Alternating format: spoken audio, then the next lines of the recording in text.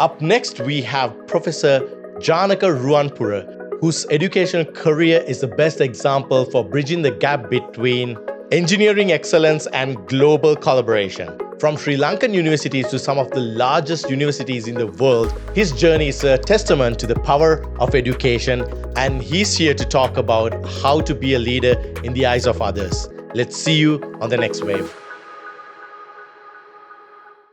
This is the Infinite Waves podcast, where innovation meets imagination. From trailblazing technologies to inspiring stories of leadership, we're charting a course towards the future filled with limitless possibilities. Together with Creative Innovations Lab, let's explore AI and future technology. Welcome to the Infinite Waves podcast. My name is Russell Motha, and today I have with me Professor Janaka Ruwanpura, who's a trailblazer in the post-secondary industry. Professor, welcome to the show. Thank you, Russell. All right, Professor, let's start with beginning. Let's go back to your roots. What kind of background shaped your journey in engineering and academia that brought you here today? Well, I think I need about 2 hours to talk about that. So, I was born and raised in Sri Lanka, where I had my primary, secondary education and the university education in Sri Lanka, where right after my undergraduate, I was lucky to be a lecturer at the University of Moratuwa in Sri Lanka. I think when I was in the university, I was aiming to be an academic. That was kind of sort of the goal that I had, and of course the field that I was in, you cannot be a great academic unless you understand the industry. So I was quite and heavily involved in the construction industry, right?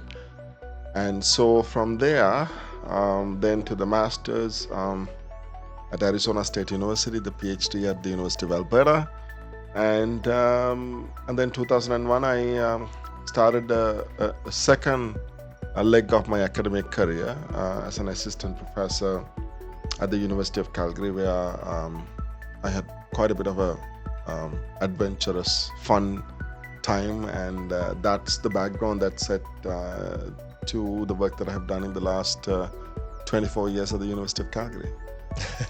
That's actually amazing. You have been all over the world. So you said you started from Sri Lanka. That's where I'm from as well. So University of Moratuwa, then University of Arizona State University.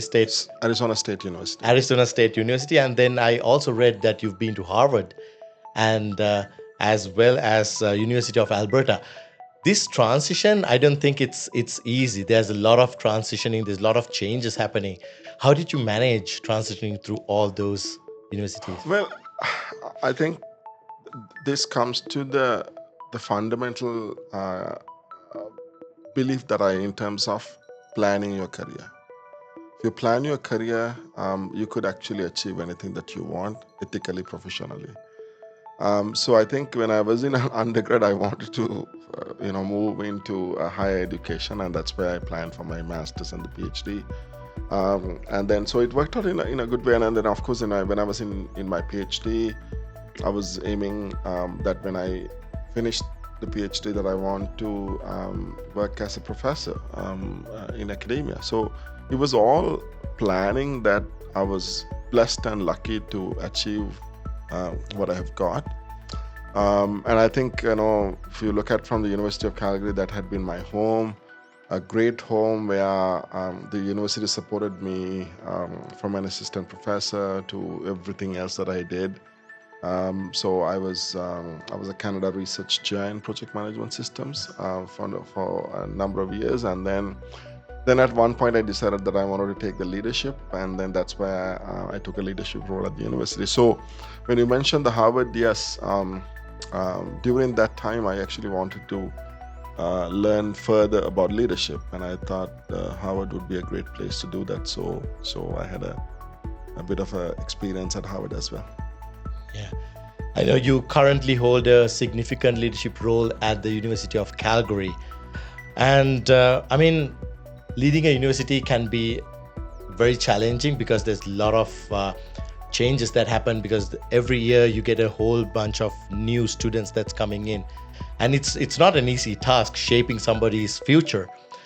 What was the most interesting thing in your leadership journey at the University of Calgary? So when I talk about the leadership, I think I let me talk about both academic leadership and administrative leadership. So the academic leadership is where my role initially from 2001 to 2012 was in academia, where I taught students, undergraduate students, the graduate students, and I had supervised many graduate students who went to get their degrees in masters and PhD. I graduated 21 PhDs, and so the academic leadership is setting the tone so that they would be successful in achieving their career aspirations. And I had a kind of a model that I always that I use with my graduate students, and actually my very first grad student, who is a professor at another university now, and always tells me, I ask him the first day, do you want a PhD or you want a full package, right? Okay. So that PhD, you can get it. I mean, that's not an issue, because you study on an area, you accomplish all the targets of towards the PhD, you write your thesis and you defend your thesis, you get a PhD. But then when you are doing your PhD studies, can you be a better citizen? Can you experience your leadership skills? Can you experience your management skills? Can you experience your social skills? Can you be a team player, right? So you can play in the sandbox together, right? How can you, and you can be an entrepreneur, you can have a number of things. I think to me, a doctoral student's time is one of the best times of anybody's life. And so I asked that question because I was blessed with my PhD supervisor gave me enormous opportunities to excel in a number of different areas. So in that sense, when I say the leadership is really about making sure that the graduates that we produce have a value at the global scale, have a value at the national scale, so that they can excel in whatever the way, whether they want to go into academia or to industry of the relevant area. Then my next 11 years is, as you said, my true leadership role at the University of Calgary. So I was the Vice Provost International. I looked after the internationalization and the global engagement for the entire campus, where we dealt with a number of different areas of enhancing the diversity, increasing the cross-cultural competencies, developing partnerships for the university in terms of academic research, global development and service and other things. And then helping the third world in terms of enhancing our expertise to build that. And then later I was also involving in the Vice President Research Office. So I was not only a Vice Provost International, I was also Associate Vice President Research for International, where we enhanced a lot more research activity with the partner, so that provide opportunities for students, opportunities for faculty, and to build partnerships that are mutually beneficial, not only to the University of Calgary, but to the partner, as well as it's a benefit to society and industry and the whole, right? So in that sense, I think I'm blessed that I got these opportunities. Again, it's not easy for somebody to move away from academic side to an administration side, right? Yeah. And then to keep the balance between the two. And I think I had that the opportunity, and I enjoyed doing that. Yeah. You mentioned something that really stuck with me. You mentioned, do you want a PhD or do you want the full package? I'm pretty sure this is coming from a very deep a mentorship perspective, because you really want to deliver value.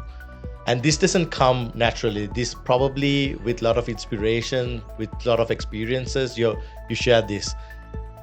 In your background, what were some of your inspirations, or did you have a mentor? What inspired you to look at things in this angle? Yeah, I always had the pleasure of associating with great leaders, right? So, and they were mentors. some of them are really beyond mentors. I would call it like a coach. They really coach me to be successful, right? Couple of names that I wanted to drop it, and I will give one name from Sri Lanka, that Professor Chitra Vidikara helped me tremendously when I was an undergraduate student.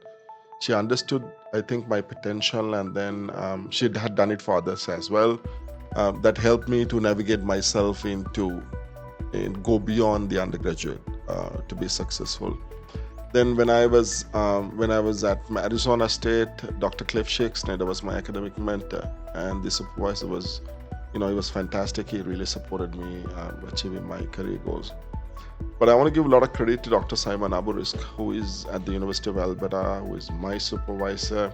He is now currently the Dean of Engineering at the University of Alberta. He really identified me. And he when he met with me in the very first semester, he actually kind of gave me like even a almost like a full package thing to me, like, kind of a prescription about, I think this is what, Janaka, you will be doing it. I want you to teach a course next semester, right? Wow. I'm going to place you at, so I actually was placed at the City of Edmonton, Design and Construction and Drainage Services for some projects. That was a great benefit for me to know the industry, because I know I was new to Canada, right? And these are not things that you can easily get it. So while you're doing your PhD, you do other things. And then when some of the conferences organized by the University of Alberta gave me a chance to excel my leadership as a student leader. So all these things count towards that, right? So he was tremendously impacted. Even when I started at the University of Calgary, he was a great mentor and a coach to me, right? And I also want to give tribute to Dr. Chan Veera Singh, who is the he was the Dean of Engineering at the Schulich School of Engineering. And also Dr. Elizabeth Cannon, the president of the former president of the University of Calgary. I will drop these names because, again, Dr. Drew Marshall, who was the provost, and then the current president, Dr. Ed McCauley, and then the current vice president research, Bill Gali. They all tremendously helped me at different stage of their career, at different stages in my career, in helping me to help, to deal with issues, to look at new opportunities, right, and inspired with their story, so that so that I can learn from them and enhance my potential to support the younger generation. Yeah, that's what I was 100% sure when you said that full package analogy. I was thinking there should be a great mentor or a coach in your life that has shaped you, and I was right. So you mentioned that you were former Canada Research Chair for project management systems, and I read that some of these tools that you developed during your time is right now implemented in construction or engineering field right now. Could you share us a story or one significant development that you were able to achieve during that time?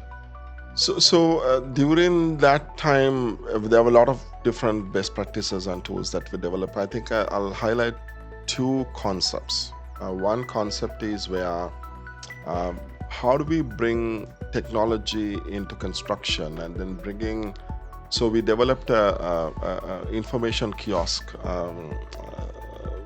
Now it's 15 years ago, called Information Booth and called the iBooth, which we commercialized with two of my former PhD graduates.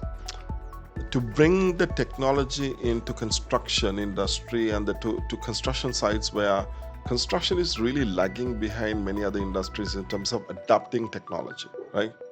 So, and that was one.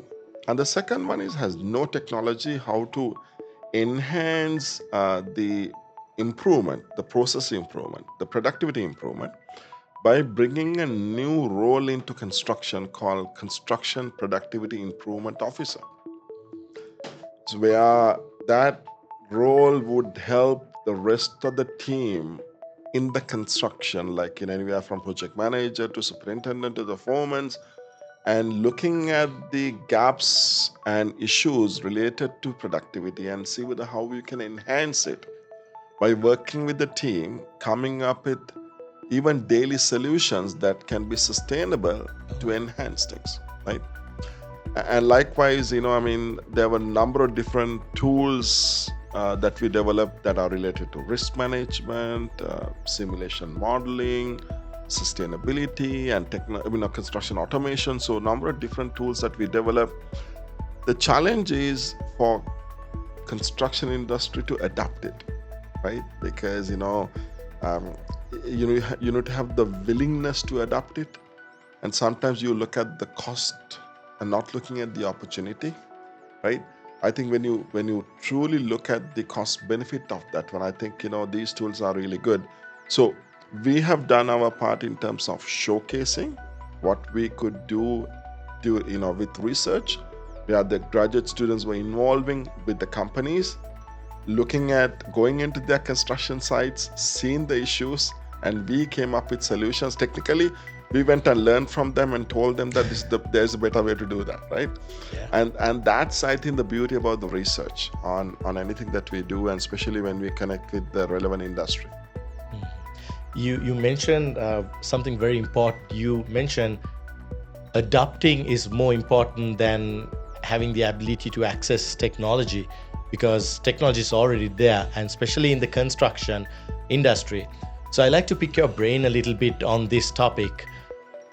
With the presence of AI right now, there's so many use cases that construction industry can adopt. But like you said, adapting is the key word here. How do you see this change or this adaptation being driven? Or do you have any advice for some of our viewers who are maybe trying to get into this construction industry with technology? How do you think they should approach that?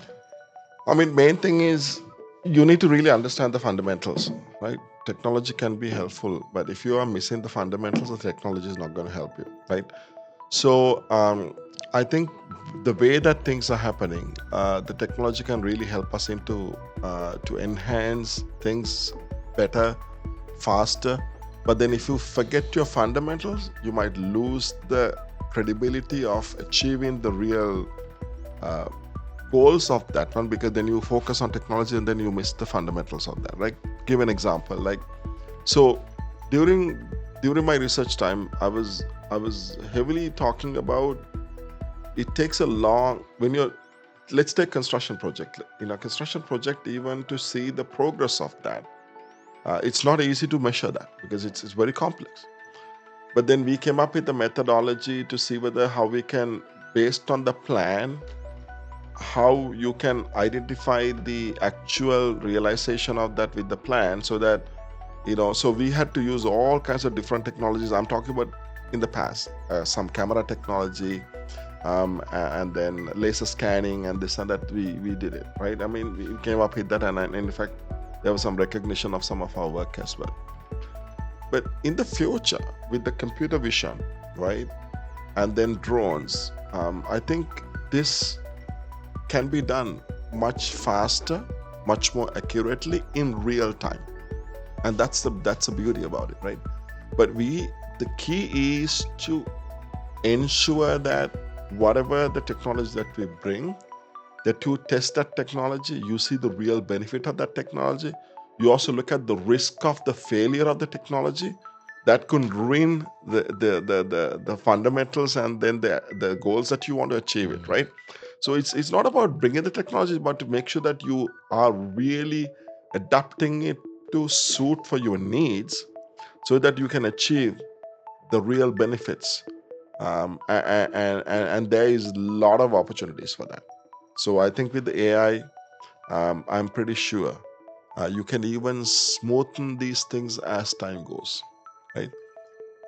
The only thing is, and I think this is for Canadian industry, that I will say that we are lacking behind some of the other countries. I think you need to look at the opportunity and see whether, because unless you test it, unless you try it, you're not going to get there, right? So invest in them is going to be critical. Making the right decisions, because there are a lot of things. It's like you can probably have a dozen of things for one problem, right? Yeah. But how do you find out the key one that would benefit you, right? So this is where I want to plug the research part back again.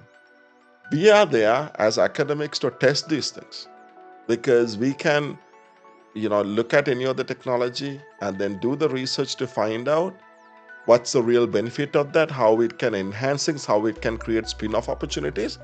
So if the industry work with the universities, to develop collaborative research, I think these things can be done in a much more efficient manner to benefit the industry as well as benefiting us and helping the students to do their degrees as well. Yeah, that's very important, and thank you for sharing that. Professor, I'm just thinking, you have experience across education sector, engineering, construction, project management. Your experience spans a vast area in and industries. If you had the ability to swing a magic wand and change one thing with the use of technology, AI or any technology, what do you see as the best bet to start? Where would you start? Oh gosh, I think at the current stage, I don't think I can pick just one, right? But I can see the number of different ways. Like, for example, let's think about, if I take the three key entities in the academic sector: students, faculty, and the administrators, right? So the students, use the technology to be your own tutor so that you can actually enhance learning, right? And then to make sure that you are using the technology in an ethical way to learn faster and to help them to enhance your career aspirations, right? For researchers, using the technology to deal with complex data, for example, so that processing data and all that, you can use the technology to do faster things, right? And ensuring that even, I hear that now people are using AI to even write papers. It's okay to come up with a draft of a paper. There's nothing wrong with that as long as there's substance associated with the real research that has been carried out, right? So it's a matter of, and even administrators, like for example, can we reduce the bureaucracy and all the process and this and that through various means of systems that we can adopt, so that you can, let's say a faculty member can spend their time in teaching, mentoring, and doing the research rather than dealing with all kinds of administrative things, right? That they, filling this form and doing that stuff, and that can be done in a much more efficient manner. So it's not about just one thing. It's a combination of many things that you can do. But the key is planning to identify where the efficiency is required, where are the gaps where you see people are dealing with frustration, and then to identify them so that we can enhance it. Take, for example, student services. How do we enhance the student services using technology, right? Is one example that, for example, if a student has a problem and student needs to find the right solution on that, and if cannot be found, can the technology help? In a way, if you develop some smart systems that can enhance the students' ability to deal with the problem. Because if you look at, there are a lot of other issues. There are issues related to mental health, there are stress related issues, but how can we help using technology to help them to navigate these things so that they can do their day-to-day activities better? Okay, that's very valuable information to us as well as our audience. And we are coming towards the end of the interview, and I always ask this question from my guests before I leave. We mentioned earlier about mentorship, where you said great leaders create great leaders.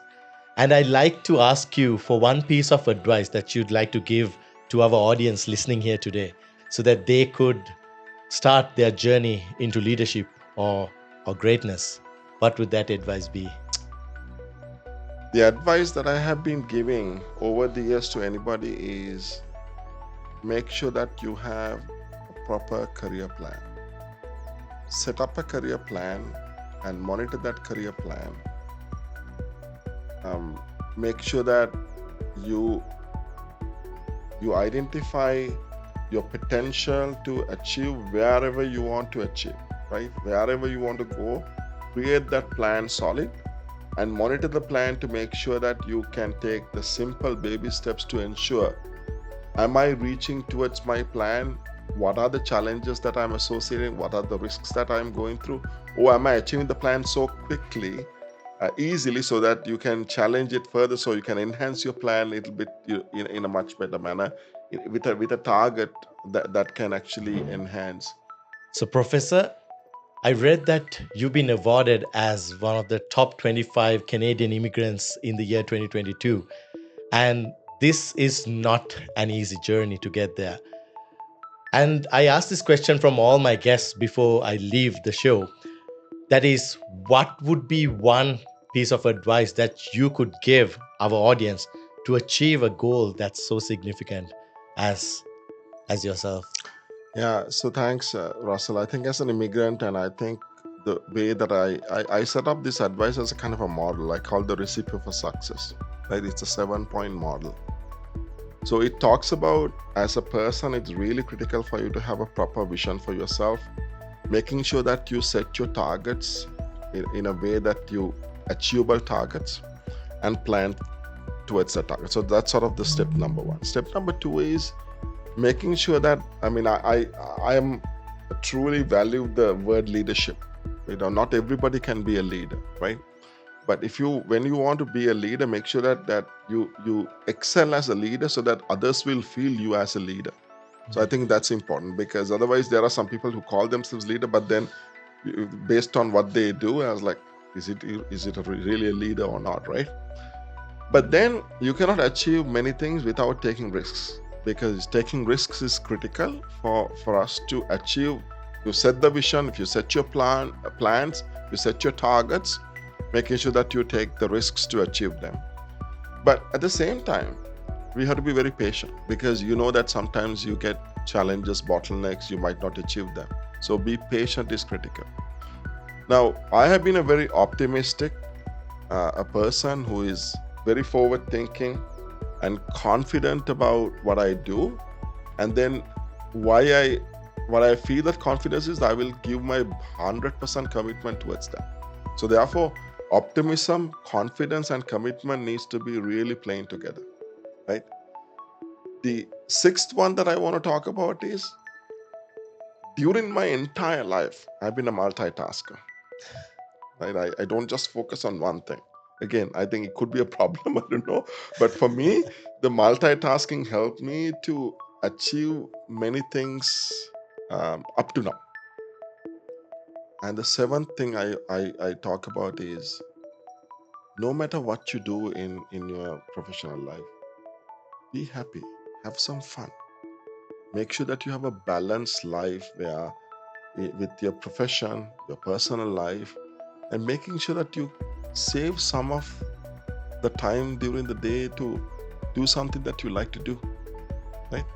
So to me, it's just not one advice, it's a combination of that.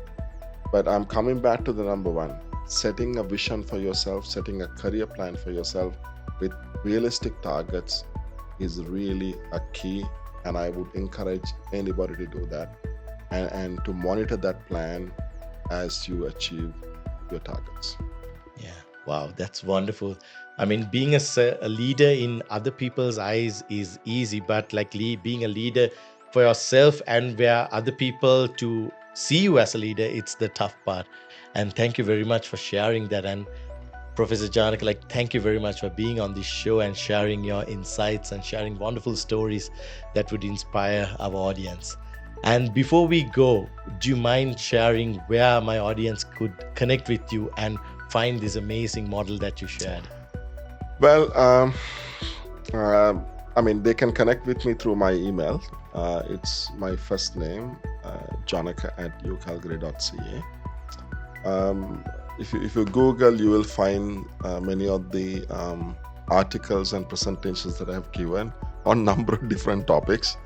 And even the recipe for success thing, I think you may find that, you will find it that in YouTube, in some of the the videos and presentations I've done in my career.